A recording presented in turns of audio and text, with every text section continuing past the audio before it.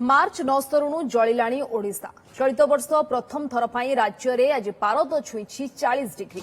राज्यर 5टी सहर में ताती 40 डिग्री रे पहुंची। सबु जिलागुड़िक होउछि ततलागढ़ भाव परिचित टिटलागढ़, बलांगीर, बौद्ध, भवानीपाटना और नयागढ़। ए सबु भितरे राजधानी समेत अधिकांश स्थान में 37 डिग्री पार तापमात्रा सिझिछि जनजीवन। पाणीपाग विभाग सूचना, एप्रिल पहिलारू खरा आहुरी जाळिब।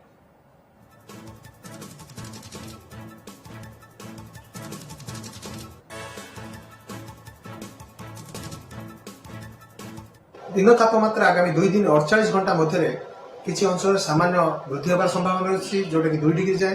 परवर्ती समय विशेष परिवर्तन हो ना, खास करके किसी आभ्यंतर ओडिशा जिला गुड़िक 40 डिग्री तापमात्रा छुईबार संभावना अच्छी। जेहेतु आर्द्रता वायुमंडल में प्राय उपकूल ओडिशा रे हमर 50 रु 70% दिन तमाम और आभ्यंतर ओडिशा रे 30 रु 50% पर्यंत रोचे। तेणु गुणुगुणी एवं जोटा कि उष्म और आर्द्र पाणीपाग स्थिति लगी रही है। प्रकार स्थिति आगामी 4-5 दिन पर्यंत राज्य में लगी रही।